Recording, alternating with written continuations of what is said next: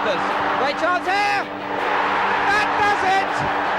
Steve McGavin. And for the first time, Colchester United have won a major final. Still Garcia, finally the company arrives and it's in! It's a freak-out goal from Ricardo Carvalho. Richard Garcia wants the credit and the shock is on at the bridge.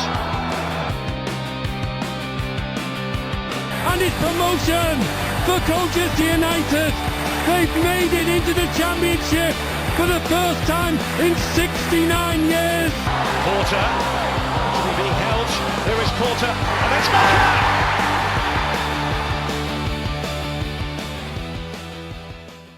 Hello and welcome to Beyond the Barside, the podcast that covers all things Colchester United. I am Aaron J. A big thank you to those tuning in over on Apple, Spotify and YouTube.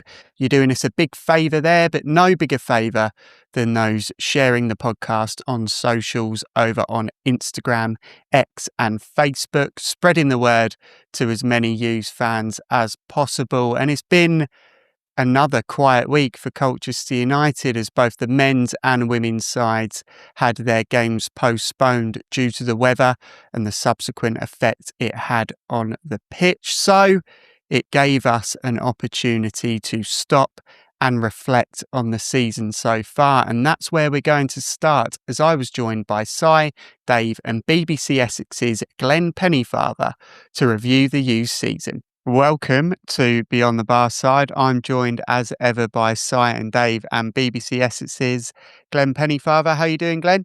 Yeah, very well, thanks, Aaron. Great to be on again. Always a pleasure to come and chat to you. Thank you for coming on. And Si, Dave, you both okay? Yeah, good, thank you, mate. Yourself? Not bad, thank you. Not bad. And Dave? I've not watched any League Two football this weekend. I'm a bit bereft. Yeah, I mean, the roll League on Two, next week. The League Two calendar has been a bit sparse this weekend due to various weather means, and that has given us an opportunity to sort of stop and reflect as we're sort of hitting the mid-season period and have a little bit of a catch-up about Colchester United's season so far. We'll start with you, Glenn, as the guest, as the visiting contributor. From your perspective, who's been the standout performer for Colchester this season? I think you don't fall in love with a lone player. Micah and Bicker's but obviously been on everybody's, lips, how well he's done since he's been at the football club, and he's such a huge potential, isn't he, moving forward. But looking at the side, there's been a number of players, and there's been a number of players actually that were injured and have come back, i.e. Ellis Andelo, who's been fantastic for the football club. And then you look at somebody who was doing so well, somebody like Jack Payne, and suddenly you lost him for a few games. But he's obviously he's always a standout because he's such a great technician in there. But there's been lots of good performances from the U's players this season. I think there's been a level of consistency as well. I think at the start of the season, in terms of results, the home form wasn't what everybody expected it to be. I think it was early October when the first home win came. So, if you could have turned some of them points early doors into wins at home, obviously it would have looked a lot better. Although at the present time, you're sitting quite nicely just outside the playoffs, 4 points. But the stats are so much better than last year. It's quite amazing. And if the second half of the season mirrors last year's second half of the season, I think it gives you something like 75, 76 points, which will give you fifth position from last year, which entrench you in the playoffs quite nicely. But certainly the first half, I think everybody is aware of that, and I think Danny will be aware. You've drawn a lot of games again. You've drawn 9. I think it was 19 last year. You've drawn 9 already this season. And just looking, I think we spoke about the fact that if you could have turned 2 of those draws into wins last season, that would have put you in the playoffs last year. So you don't want that scenario again. But I think you've got a bigger threat this year as well in terms of firepower up front. You're not just relying on sort of Lyle Taylor. Obviously, he's moved on. but certainly, Harry Anderson obviously disappointing now that he's injured, but Lisby as well, who's been excellent. Aurora Edwards coming back into form now, and of course Sampson, who had the devastating fact that a big move was on the cards for him, and that's difficult to deal with for a young man. To have that taken away from you, have the carpet pulled from underneath you at such a late stage when everybody expected him to move on. That must have been a hugely disappointing thing for him, and mentally to be able to get his mindset right again, to be able to push on again for Colchester United. And I think he's just coming round again. It looks that way. Yeah. And I think probably one of the biggest disappointments of the first half of the season was the injury of Ben Perry. I think what we'd seen of Ben Perry was really exciting, and everybody, Jamie McDonnell and that was. I know he was your man, David, and you like Jamie McDonnell, but everyone did. Yeah, of course they did. But Ben Perry came in, and everybody was like, Jamie McDonnell, okay, he was great, but we've got Ben Perry now, and then unfortunately he gets that season-long injury, which was such a shame. But there's been a lot of positive stuff going on in that first half of the season for the U's, without a shadow of a doubt. Yeah, definitely. And you've alluded to it with injuries that has sort of curtailed the U's expectations a little bit. Obviously, Ben Perry was coming in and being that sort of enforcer type central midfielder that breaks up the play, and Arthur Reed's had to come in and adapt his game, and he's done really, really well with that. But obviously, Harry Anderson, who was so key in that first half of the season, looks to be out for quite a prolonged spell. Just how significant of a loss is he, both tactically and in terms of leadership and character? Oh, massively, because he's been one of those players who seems to be quite quiet, keeps himself to himself, and when he's on the pitch, you can hear him. He's quite vocal, gets around the players, tries to motivate. But also, I think he's not one of these players that you don't really see what you get from him until it's not there. And you sort of take it granted because he does a lot of what I call the boring stuff. He covers a lot of the ground, tries to follow the balls in, tries to create the space. He's an absolute workhorse. He might not be the fastest, he might be necessarily most aggressive, but he's always there doing his job. And now he's out the side. I think it'd be a big loss in what he brings with both goals, assists, and all round work rate. And it's nice to see the fact we've got goals coming from all over the pitch. We're not just relying on one guy, but unless someone could fill his boots, I think we are going to sort of notice a drop in maybe our wing play. Yeah, definitely. And he brought pretty much a little bit of everything, didn't he, to the U's? Obviously, the assists that he was able to provide. I think he was only second to Kyrese Lisby up until the injury, scored a few goals, including a hat-trick, which, is no mean feat, but also the work rate, the ground that he covered, it made life very easy for the fullback behind him as well. So they are very big shoes to fill, and it's going to be interesting to see quite how we adapt to that. I know we spoke similarly about losing Tom Flanagan and how you noticed that he's not on the field due to the sort of lack of leadership on the pitch, and Araujo being a young man making his first steps in the professional game. He doesn't have that wealth of experience that Tom Flanagan does to drag that back four sort of over the line. So it will be interesting to see how the U's cope with Harry Anderson. But Dave, Samson Tavide seems to be creeping back into form. I know he played right wing. That was the Milton Keynes game, wasn't it? He played sort of out on the right. Fantastic. He seems to be sort of a lot more level-headed, back to the Samson of old, I think you said. But Matt Bloomfield's taken over at Oxford. We know full well Matt Bloomfield was interested in taking him to Luton, which was the move that didn't come to be, and obviously he worked with him at Colchester. Do you think Samson Tavide is potentially on Oxford's radar? I think he probably is, and I imagine there were 100 Col U related WhatsApp chats, including ours, that when he was appointed, that message went around quite quickly. Samson to Oxford, and I think it would be a jump for him. Obviously, Oxford are in the Championship now, but that could potentially work well for them insofar as if they stay in the Championship, they've got a player there with Championship potential, I think, who they could develop. Who they've got at the start of his career. But if they don't stay in the Championship, which is touch and go, really, I think they do have a chance of going down. Then they've got a player who is ready. They've got a striker who's ready for League One. Yeah, if that does happen. So it almost works for them in both scenarios. So it would be a big step for him, but it's definitely something that I could see happening. Yeah, I think so. And I think obviously it's a nice rumour to have, isn't it? When there's already an established link between the player and the manager of the club that they're linked to. It's such an easy thing to suggest because you can sort of back it up with not necessarily evidence, but it's sort of an informed opinion, isn't it?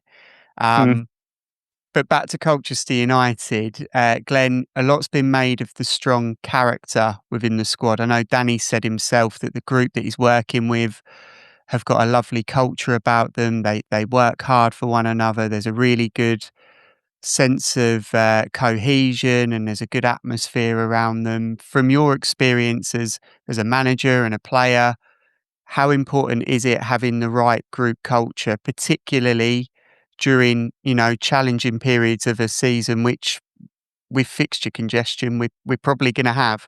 Yeah, absolutely huge. It's priceless for you to have a dressing room where everybody's singing off the same hymn sheet is worth its weight in gold. Now, that culture and that environment is built by the people at the top. So giving Robbie some credit as well. Robbie's given Danny and Nicky their head, and we know how hard Danny and Nicky work, and we know the relationships they have with their players. They treat everybody separately. You can't treat everybody the same. We know that. So that's great man management. And you've only got to hear players that are not even at the football club anymore that have moved on have always got good things to say about the Cowleys, and that's testament to them. And that environment gives you the opportunity as a footballer to give your best. Even if you're not in the side, and I've been to places where, certainly as a player, where, you'll get players that are not in the side, that are not in favour, and suddenly they become a bad apple. And that reflects on maybe their mates because what they're saying, and it reflects on other people that are around the club. But it doesn't seem Colchester United have any of that. Everybody is pulling in the same direction, even if they're not in the team. They're fighting for their club now. But that does seem to be a little bit old school. The fact that I'm not in the side, so the manager must be rubbish. The team aren't playing well. That culture has disappeared a little bit. I feel because we see so much rotation now, and it's a squad game, as they could call it. I think it's a little bit easier for management and managers, head coaches, whatever you like to call them, to create that environment. And that's what's happened at Colchester. And that's so important, that you want your players to run through brick walls for you, and you want that togetherness, and that's borne out by what we're hearing coming out of the football club, that everybody's desperate to play, everybody's desperate to play their part, even if it's possibly cameo parts or whatever it may be. When you get the opportunity, you've got to take it. So when that door opens for you to play in the first team, and you're selected in one of the first 11, then you've got to take that chance with both hands. And that's why you get good performances from players that are Danny's starters and finishers. So he loves that. And sometimes those people that are coming on as substitutes, really play their part and have a big impact, and that's born out of the environment that they've created. Yeah. How common do you think that is, Glenn? Sorry, Aaron. Just with regards to players who aren't in the squad, just thinking back to your playing days and your manager days, would it have been quite common that some players would have become disruptive, or is it something? Is there a particular skill that the Cowleys have that pretty much everywhere they've avoided that? As I say, I think players are more receptive to the squad system now and the rotation system. I think when I played, it was the first 11. And if you wasn't in that first 11, you could be months not playing, Dave, especially if the side were doing well and they was winning. There was no injuries, no suspensions. And even if you did get an opportunity, somebody got injured, might have missed one game. You come in for a game and immediately he's back. you're out again, because the manager generally had his first 11, if you like.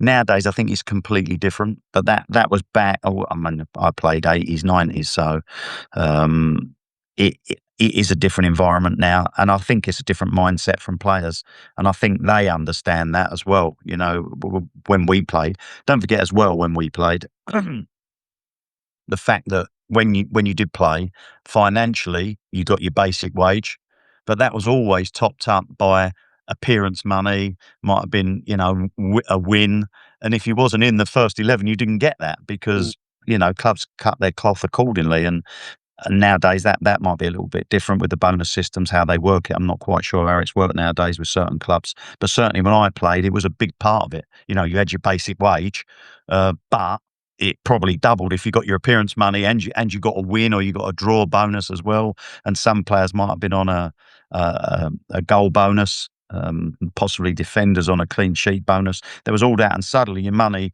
might have gone from £100 to suddenly you're getting £300, and that made a huge difference in those days. You know, and I'm not saying players are earning fortunes at Colchester United, of course not. I understand that, but that did make a difference when I played. You know, yeah, and it's looking at the squad that Colchester United have as well. It's a real mix in terms of where they're at in their career. Obviously, you've got players like Tom Flanagan, Jack Baldwin, Dominic Gape, who are sort of more towards the tail end of their career. They've been there, they've done it, they've been through the leagues. And then you've got players like Kyrese Lisby, Micah and Bick, Jaden Williams, who are at the very beginning, perhaps sort of dropping down from a club a little bit higher in the league system. Do you think that mix contributes to that sort of atmosphere, that one player learns off the other? Yeah, absolutely it does. I mean, the experience is worth its weight in gold as well.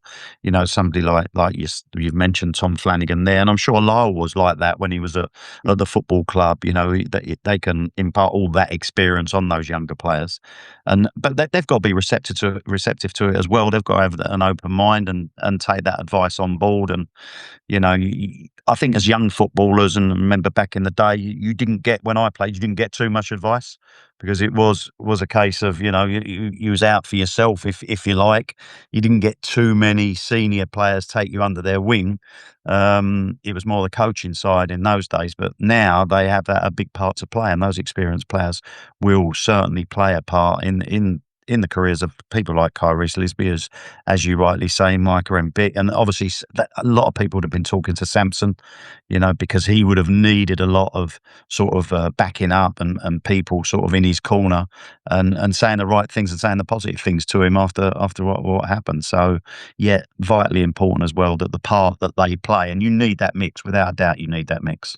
Yeah, definitely. And Danny always talks about working at Colchester United, whether it be as a player or a coach or whatever, you're sort of doing a job and a half, because they're so thin on the ground, sort of pretty much everywhere, with the purse strings being quite so tight that everyone's having to pull their weight. And I'd imagine there's always an element of that there.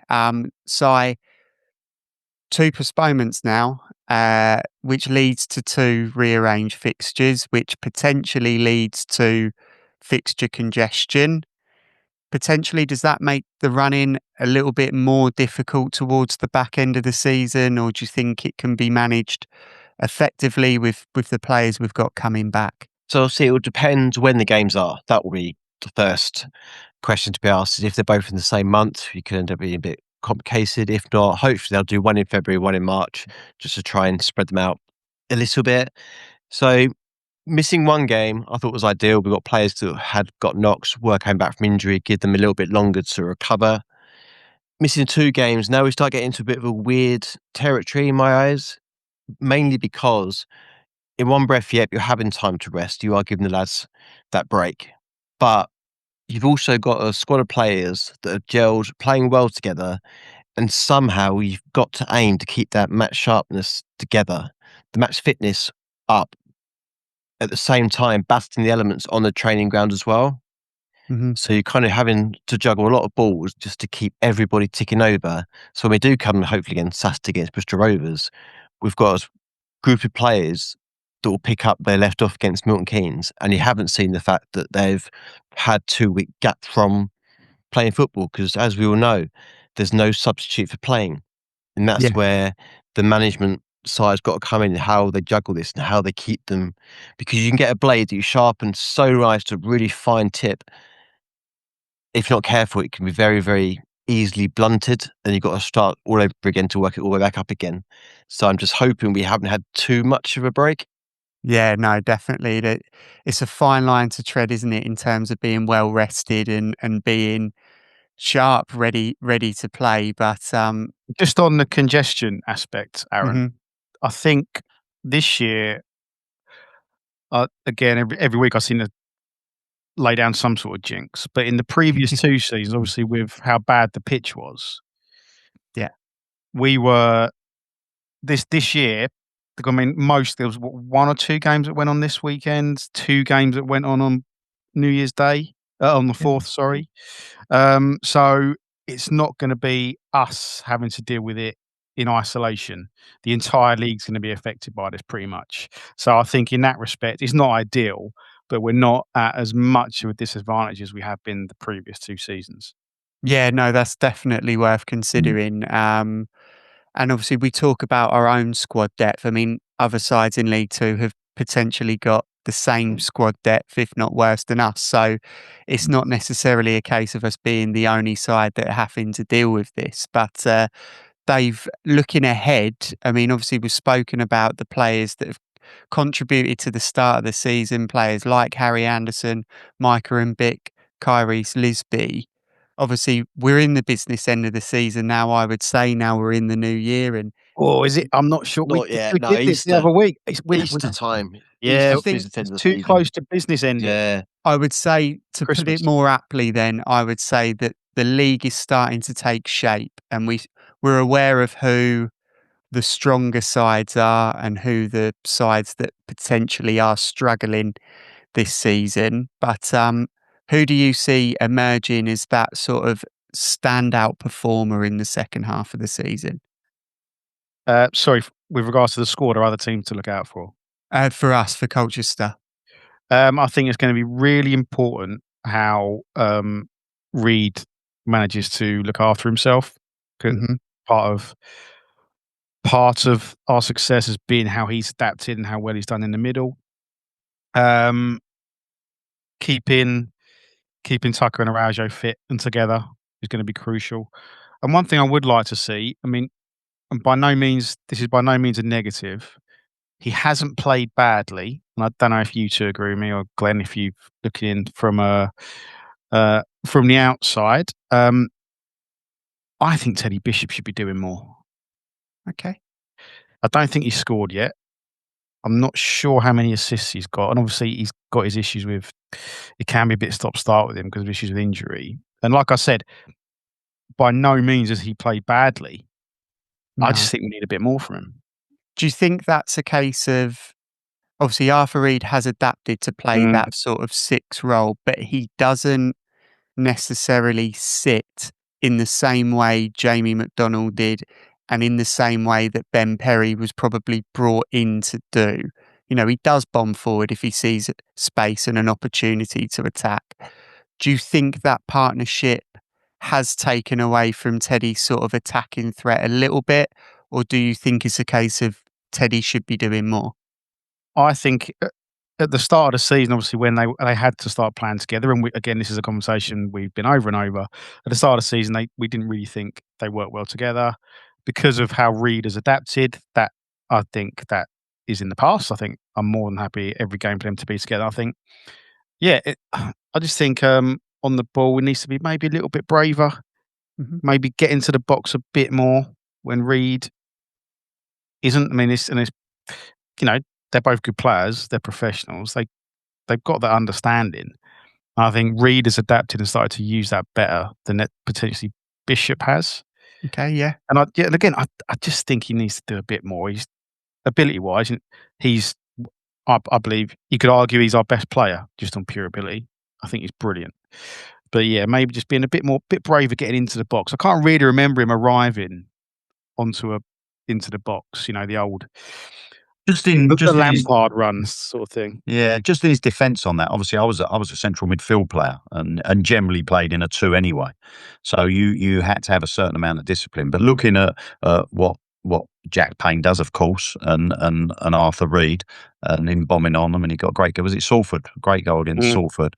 There has to be somebody as disciplined and sits in there and make sure that that middle of the pitch is covered, because if you do go gung ho, and then obviously you're sort of like open centrally and everything's straight onto your defence. And so I think that's an important role that he's playing, Teddy Bishop. And I think in terms of goals and assists, I think that's something that you might, as fans, go, do you know what?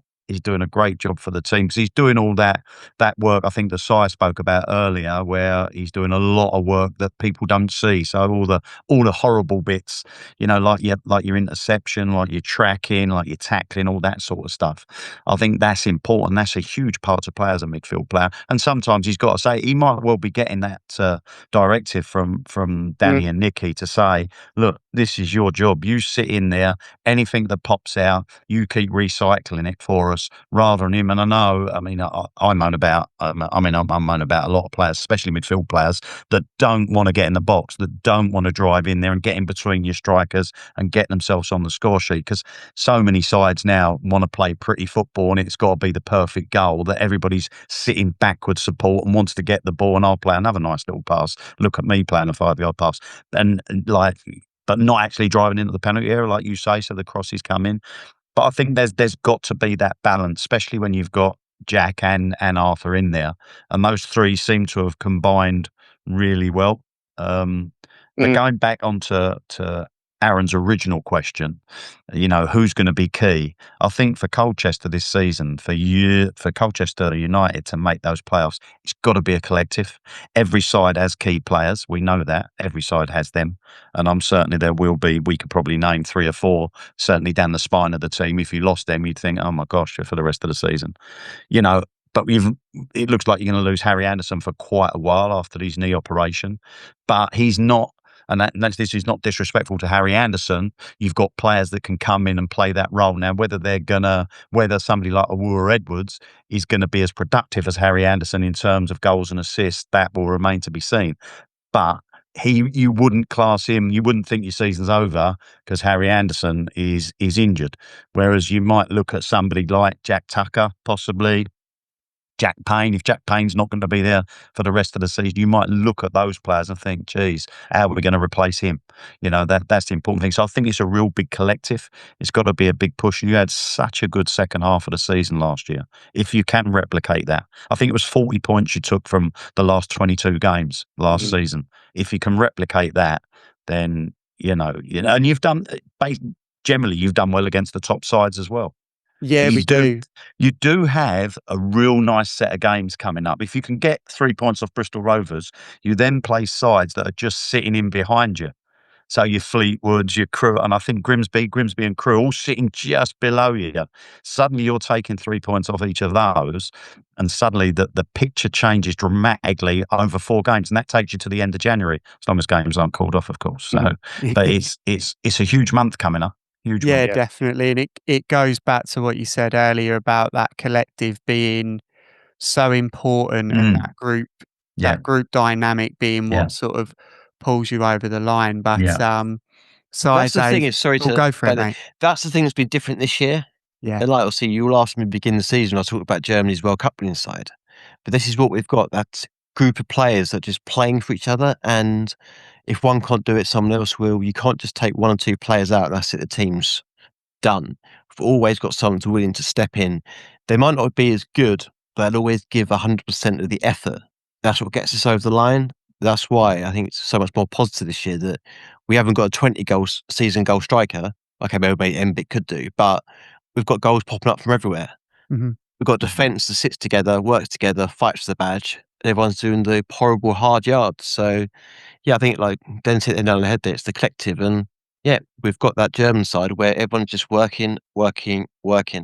Yeah, and I think we've got that clear identity as well. I think Colchester set up with a style of play that is recognisable and that opposition sides will be trying to sort of counteract and manage themselves. And I don't think, certainly over recent years under other managers, that we necessarily had that. So I think that's something that Colchester United have got going for them as well. But Si, Dave, Glenn, lovely to chat to you and catch up about the season so far. And obviously we'll speak a little bit later as we look ahead to Bristol Rovers. Cheers, Aaron. Cheers. Cheers, Aaron. Thank you. A huge thank you to Si, Dave and Glenn there. And of course, they're not the only opinions that we like to get. And there have been many players that have come and gone for Colchester United over the years. And I was joined by U's fan Max to talk his fantasy five-a-side and see who makes the grade. Welcome back to Beyond the Barside. I'm joined once again by U's fan Max, and we are talking Fantasy Five-a-side. This is a five-a-side team made up entirely of Colchester United players. They could be players who are your favourites. They could be players who just stand out. They could be players that you could not stand watching in a U shirt. It is completely unique to the person picking the team. Max, obviously it's your team this week. I'm going to start by asking, what formation are you going to put your five-a-side team in? Oh, you know what? I'm going to go quite attacking. I might go 1-2-2. That's going to be very daring, but I've got to go for it. So goalkeeper, two midfield, no defence at all? Oh, sorry. No, I'm getting that wrong. Five-a-side, that include goalkeeper. Yeah, you have to include a goalkeeper, yeah. Ignore me. I can't count. In that case, I'll go, keeper, defender, two midfield, one up top. Nice, classic diamond. I like it. Okay, we'll start with the goalkeeper, who clearly isn't your first choice because you weren't going to pick one. Who are you going for as the goalkeeper?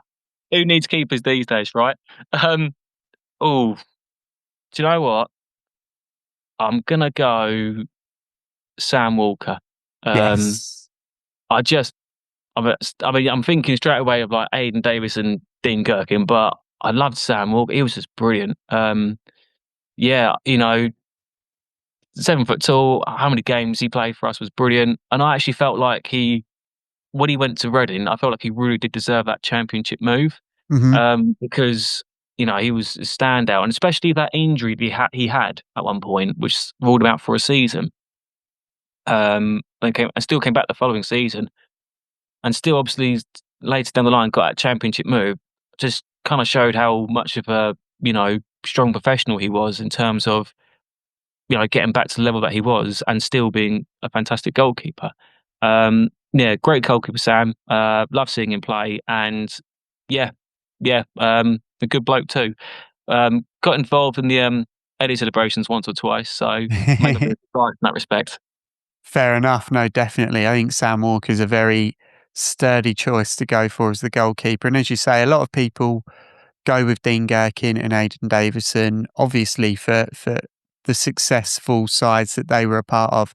They were great goalkeepers and they were important figures in that side. But I think it's also important not to overlook goalkeepers like Sam Walker, who put a 7, 8 out of 10 in pretty much every week. So Sam Walker's definitely one that I'd agree with going into that five-a-side. But you've got that one defender. They're going to be doing a lot of work, given that you're going quite attacking with this team. Who have you got as your defender? Might have to go back to the nostalgia days a little bit, but I think I'd have to go Wayne Brown. Yeah. Absolute no-nonsense defender, a real leader at the back as well.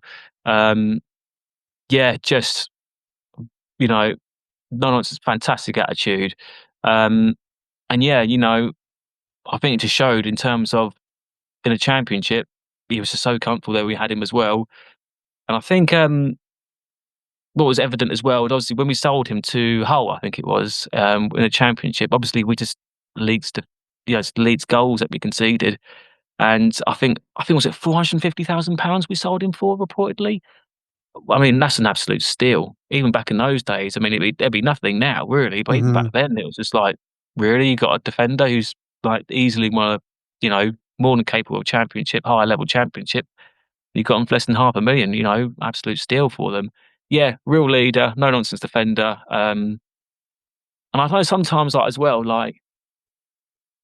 sometimes you hear some clubs say, I think even Danny Cowley has said this previously about when he first took over the club. Oh, we seemed like too nice to play against. Mm-hmm. You never had that at Wayne Brown. He'd chew you up and spit you out. And sometimes you just need that fantastic player and that no nonsense kind of defender to, sort you out basically. And that was Wayne Brown. Yeah, definitely. He was such a key figure in a really successful side, and I know when we've spoke to players from that side, in particular Richard Garcia, he was quite clear in the fact that Wayne Brown was very much a leader on and off the pitch, and really welcomed a lot of the players into that team, and was a consummate professional and role model for those younger players to look up to. So, yeah, definitely a good selection. But we go for your midfield. You've got two players in there. Who's the first midfielder you would go for? It's got to be Mr. Col U, hasn't it? It's got to be Cole Duguid. I mean, he was our own Beckham, wasn't he? Really. He was absolutely brilliant. And he was so versatile as well, in terms of his career that he had. He played as a striker, he played down the wings, he played wing back, right back, left back. He played everywhere. And he just, he bleed blue and white, I suppose. He was a real, team leader and real galvanizer, I thought. Local lad as well, coming through the youth teams. He was absolutely brilliant, a real high work rate. And one of those players, I think he kind of aged like a fine wine as well.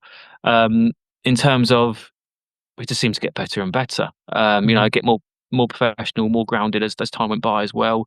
And just a top player. And I think he's the kind of player really where, especially now, because especially over the last 10 years or so, we've been so heavy in terms of promoting from within. The youth team, to give them look what Cole Duguid did. Look how many years he at the club.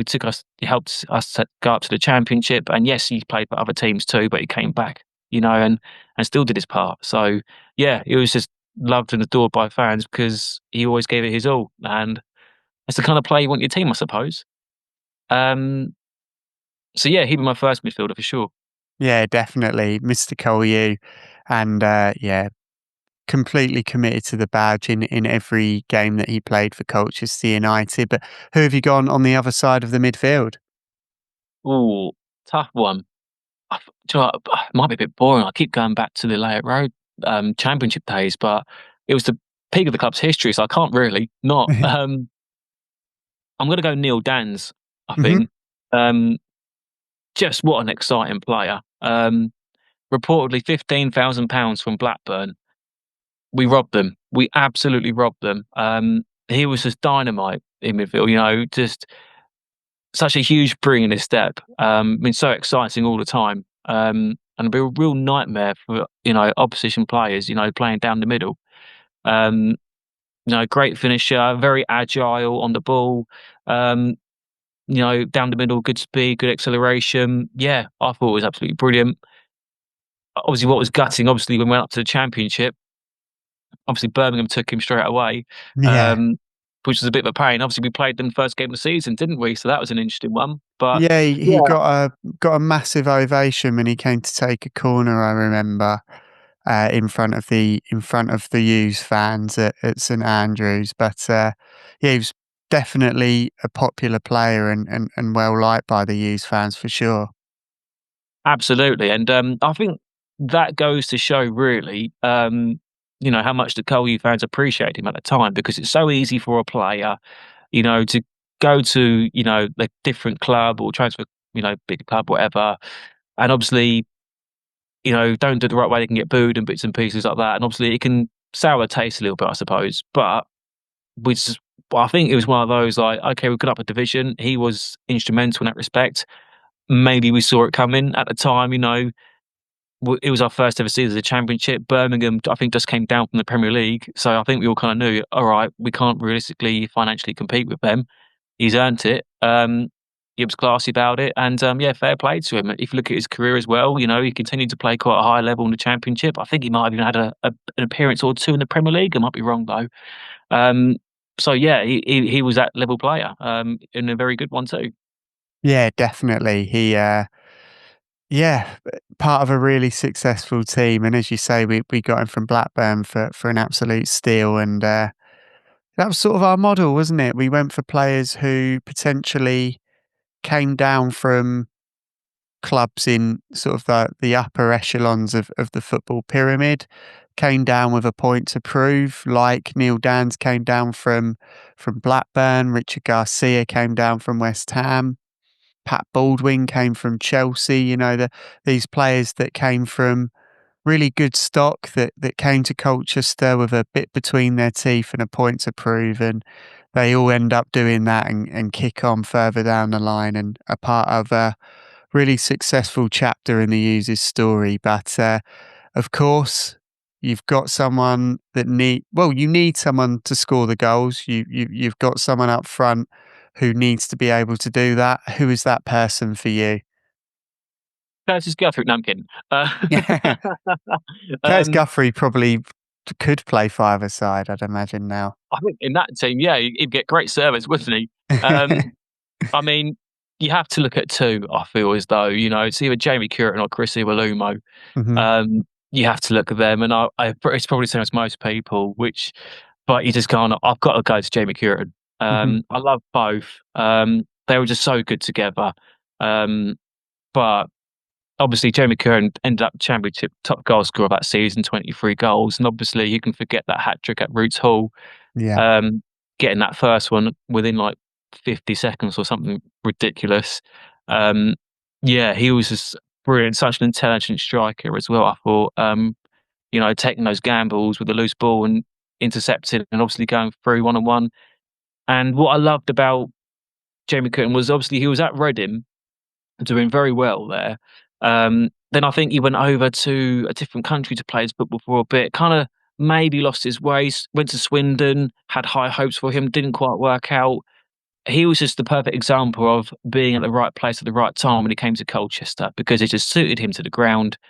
Having Curtin Iwelumo up front with him, just banging in the goals, and and obviously got to move back to Norwich, which obviously left a sour taste in some respects, but it seems like him and the club get on fine now, which is great.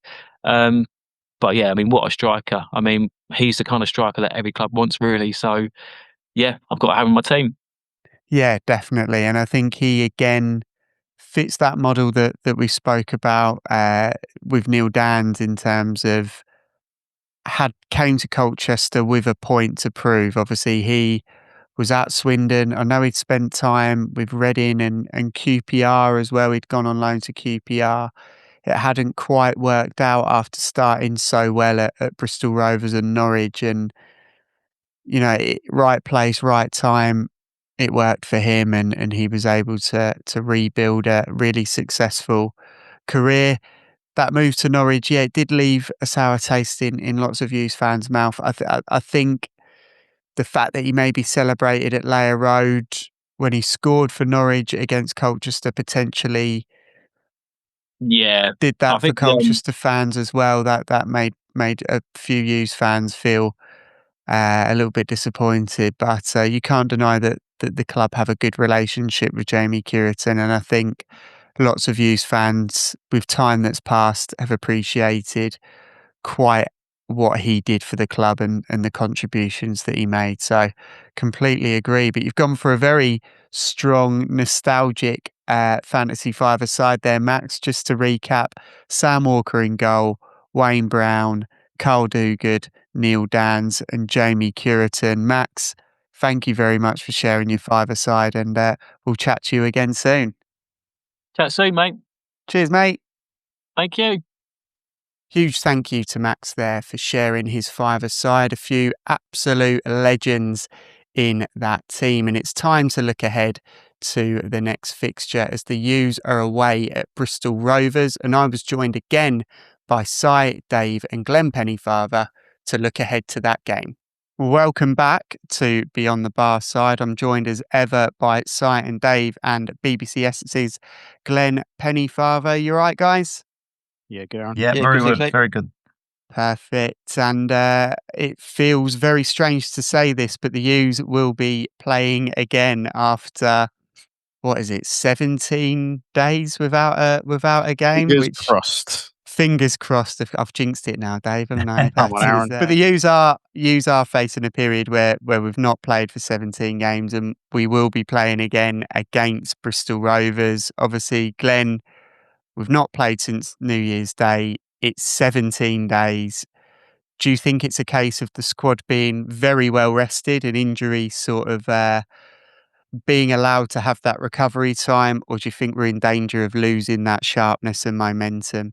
Yeah, I think you got to look at it on both sides. So you're looking at it from the positive side, the fact that players get a little bit of a rest, and players that probably carry knocks that are playing. I can't remember too many games where I didn't play that I didn't have a knock somewhere along the line that something's aching, but you get through the games. But it does give that time for those to heal up a little bit, and anybody that's out injured, it gives them a little bit extra time. And obviously they're not missing the games, but nobody, like as a manager, you don't like periods of inactivity. Players generally don't like that period of activity either. You want to play games. That's why I always say about, there's no game midweek. That's handy. Trust me, players rather play. They'd rather not train. They'd rather play the games, and that's vitally important. But Colchester are coming in off the back of a good run, 2 wins, 2 draws. So confidence and belief will be high anyway. I know it's disappointing to have lost the Accrington and the Chesterfield games going because of the weather, but they'll be chomping at the bit for the Bristol Rovers game coming up this weekend, which is a vitally important game because Bristol Rovers have, if you look at their record, they haven't got a great record, 20th at the moment, only I think 6 wins this season. Yeah. They seem to ship a lot of goals. They don't particularly score a lot. I don't want to put the mockers on that either, but you look at the game, and if I was looking at it as a Colchester United fan, I would be thinking you can certainly get 3 points out of that game without a shadow of a doubt. You'd hope so. And obviously, Si, we're back with Bristol Rovers, and as Glenn said, that they're sitting in 20th, but they have appointed Steve Evans as manager, who obviously has a wealth of experience in getting teams out of precarious positions and also looking to push those teams on. Do you think that suggests that Bristol Rovers are a club looking to turn a corner and that we're potentially facing a side on the up? I think we'll be facing a new look Bristol Rovers side because, obviously, as we said, they've had this. All teams had this break between games now, so Steve Evans had the chance to get his players either in front of the tactics board, out on the training ground, putting his ideas across, implementing what he wants them to do and how he wants to do it. That said, it could work in our favour a little bit. If he has tried to implement all these ideas, we could be the first ones that take the field against this new look Bristol Rovers side. So we could come up against a side that is better organised, but isn't quite gelled in how they're going to play this new organisation.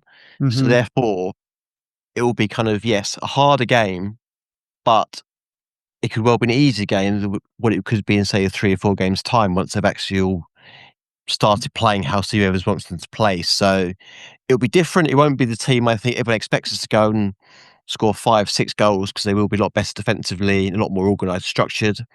But I do think we're playing them at the right time where they haven't quite kicked into gear under what Steve Evans can do and probably will do with them, to be fair to him. Yeah, they sent back 5 loan players, didn't they? As soon as they could when January hit. Yeah. And as far as I've seen, they've not brought in as many. No. So really interesting to see what kind of team we play against.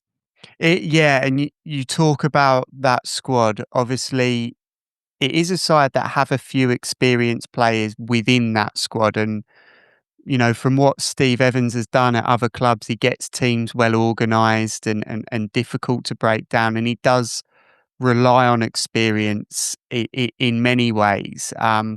In terms of Bristol Rovers, Dave, they've got Taylor Moore, Tom Lockyer, Ellis Harrison, already in that squad. Combine that with Steve Evans, it could be quite a tough test for the U's, do you think?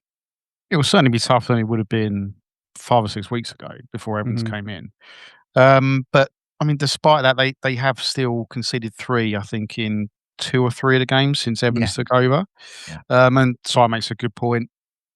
He, based upon where they are this season and where they are when Evans was appointed, he's probably been quite glad to have this time just with them to focus and just sort of repeat on the training ground and get some sort of structure into them. But yeah, I still think the players you mentioned there are experienced, but I think frankly, I just think we've got better players Yeah. in those positions. So experience does play a part, but there's no one. They don't have anyone. The guy, I can't remember his name. It's an Italian name. Graziano, who scored the goal at our place. Mm-hmm. He was a good player, and I think he scored a hat trick the other week, or certainly been on a decent. So he's a good player. When he came in St Young, is going to play well to keep him quiet. But no, I think, and again, the way we play, Fabrizio Caven is who you're thinking of. yeah, and he scored a good goal against us. And that game we we played him at the absolute wrong time last time. Do you remember? That's when they went on a run of 4 or 5 games winning in a row. Then we absolutely battered them, but could only draw 1-1. And then they've tailed off after that. So yeah, I think with the players we've got, almost when you get described a team that they're a really experienced team.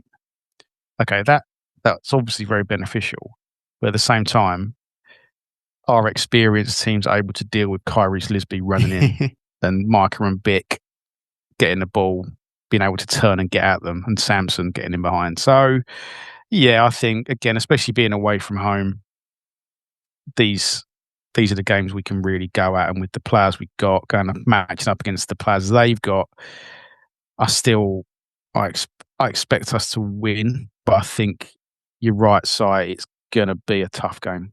Yeah, I think going to Bristol Rovers is never easy, but I think you've both sort of hit the nail on the head in terms of they're still in that transitional phase with Steve Evans sort of having that bedding in period. So we can potentially go there with the players we've got and come away with 3 points. That's definitely not beyond the realms of possibility and probably quite likely. But obviously you've mentioned Kyrie's Lisby on one side, Dave. Glenn, Harry Anderson usually fills the other side, and obviously he won't. Who do you see stepping up to fill that role? Do you think it's a case of Aurora Edwards coming in, or do you think potentially J.K. Gordon or Adrian Akande would come into that slot? I think the selection of the team Danny will be doing it on what he's seeing in training, the observations that they're seeing. He always talks about how well the players train and how hungry they are. Aurora has done himself no harm whatsoever with his performances when he's been on the pitch recently. So it wouldn't surprise me one bit if Aurora didn't start the game against Bristol Rovers. It was a good point what you made, David, about the fact that Colchester United have got better players than Bristol Rovers, and it is all about the youths. It's all about them. It's about their application. It's about their attitude. Because Bristol Rovers, and unfortunately I've been there myself as a player and as a manager, there's always that, when you're having a bad time, I've had a bad time, even when a new manager comes in, there's still that fragility. That's still there. It's still there in the back of your mind. You suddenly go 1-0 down as a player, you think, here we go again. They've only won 6 games all season. So, it's a case of putting them to the sword, and so it will all be about Colchester United on the day. And in my mind, I have no doubt that the U's will go there and get 3 points. But it is about that application and that attitude, which has been spot on for this season. So, but I'm expecting Aurora to start the game, I would have thought. Yeah, I think so. And I think it only adds to what Dave said in terms of, it's all well and good having experience, but when you've got Kyrie's Lisby running at you down one side and Aurora Edwards running at you down the other, and Jack Payne and Micah and Bick or Samson Tavide coming through the middle, I mean, it's not easy to deal with those sorts of players. But actually, sorry, Aaron, it's a good point you make. Samson did so well on the right. Yeah. Defensively as well. Yeah, he did. Yeah, he really did. That's got to be really tempting. It must be for Danny to have really Bick tempting. and Bick, Lisby, and Sampson all on at the same time from the start. I think the point you make, Glenn, is really good. At the point of the season we are now, and like you said earlier, Aaron, we know the stronger teams in the league. We know the teams who are struggling. I think when this is really now the point in the season, I think we have been, to be honest, is where we've got to start solely thinking about how we're going to impose ourselves. Like you said, Glenn, when we go to sort of MK and other teams higher up, when we've got Bromley away coming up, that's obviously we need to look at them and maybe adjust like Danny did at Walsall, Notts County, for instance. But I think these sort of games we've really just got to say that. Here's who we are. This is how we play. Yeah. You want to dominate them teams. You want to dominate. You want to dominate individually, and then collectively you go on to win the game. But you've got to dominate your opponents in those types of games. I think and also it was something that I was going to ask you, Dave. But it sort of falls naturally, especially given you mentioning that Samson Davide played so well out on the right hand side. The question I was going to ask you was Samson or Micah playing in that number 9 role? But is there a case to be made that they both play? Yeah, but I think if it does, if it decides to go with Aurora, Lisby's obviously going to start, and I think Bick will start if that is the case. But like I said, it worked so well last time.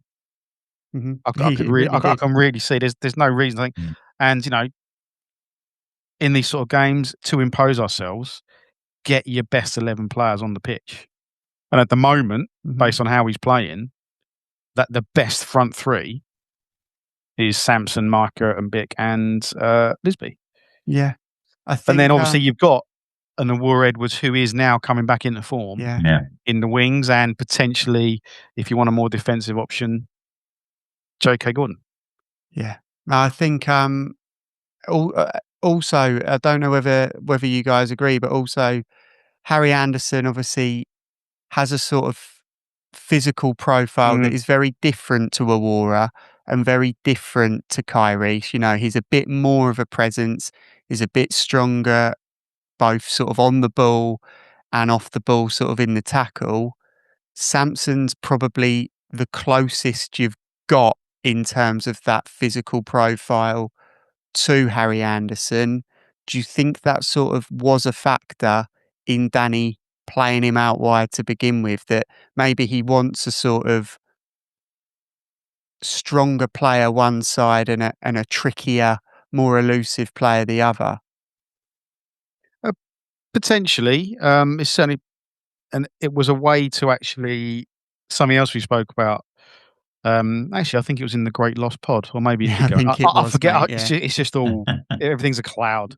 But playing against MK, who were a very technical team, having someone with Samson's physicality is an area where we can look to dominate them physically. And from what Samson did, he absolutely did that for the time he was on. He was only on for an hour. I think Danny was managing him. We had a lot of games. So yeah, he's going to be absolutely chomping at the bit. And the more I think about it, the more I do want to see Samson and Bick and Lisby all on, just going at a team 20th in the league. You've got a new manager and just got rid of 5 loan players. Yeah. I think I don't think that's a bad thing, Dave.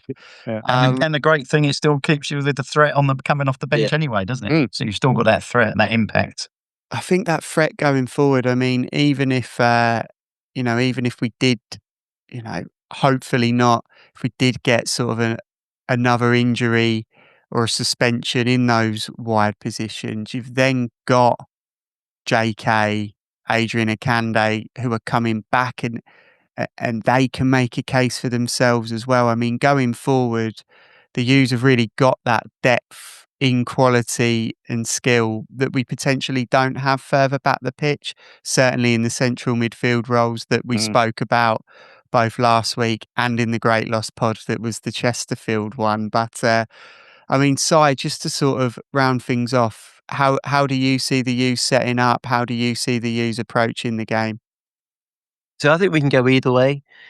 I agree that Samson came in for MK just because they knew they were going to be a ball playing side, that we wanted to have the presence to be able to dominate them, to cut the ball out and stick the physical game back onto them.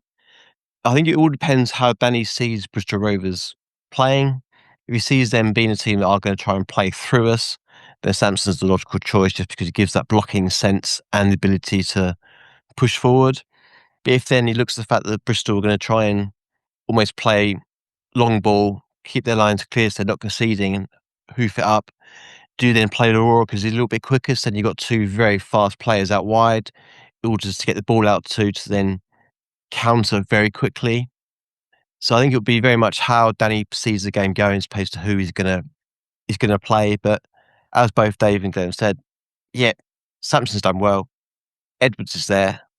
Whoever doesn't play is still on the bench to come on and influence the game. So we're a very hard side now because we've got so many different options and so many players that can play in bespoke positions that how do you set up against us? So it is very much down to how we do it. We do it our way.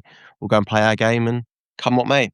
Yeah, no, definitely. I think that's a nice little summary there, so I've sort of what to expect from the game. But obviously, we've got to put our necks on the line a little bit and go for the score predictions. Dave, do you want to kick us off? How do you see the match finishing against Bristol Rovers? I think it'll be tough. I think they're going to make life really difficult for us, but I think ultimately it will be a relatively comfortable 2-0 victory.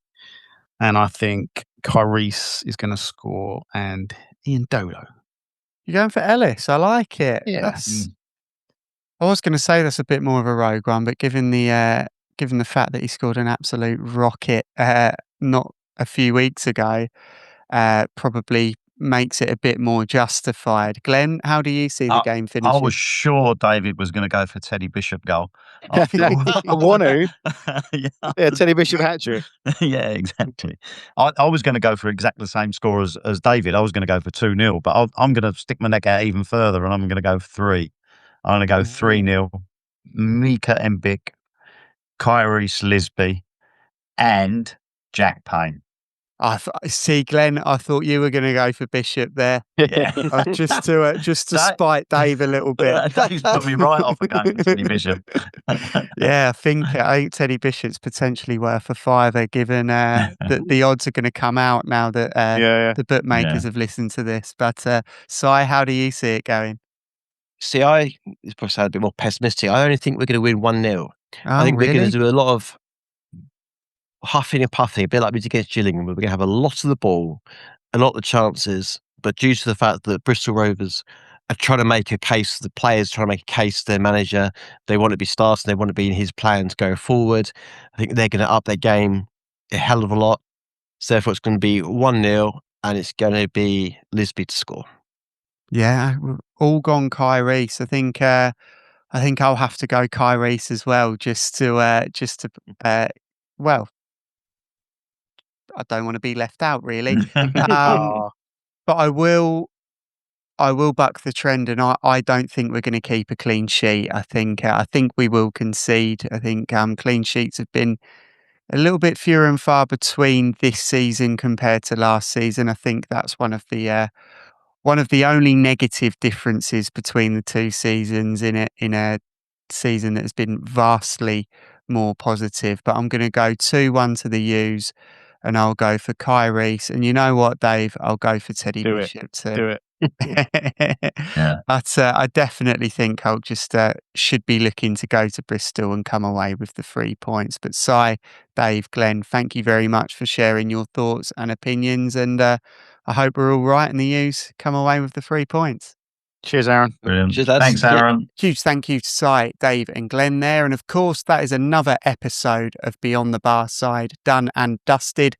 A huge thank you to Si, Dave, Glenn and Max. And a huge thank you to you for listening as well. If you haven't done so already, please do leave a like and a comment. It helps boost us up in people's algorithms and ultimately helps the podcast in a huge way. If you've not subscribed already on YouTube, we've just hit over 250 subscribers. If we can hit 500 in the not so distant future, that would go a long way in helping the podcast grow too. But if not, feel free to just keep listening, keep sharing, and up the use. Cheers.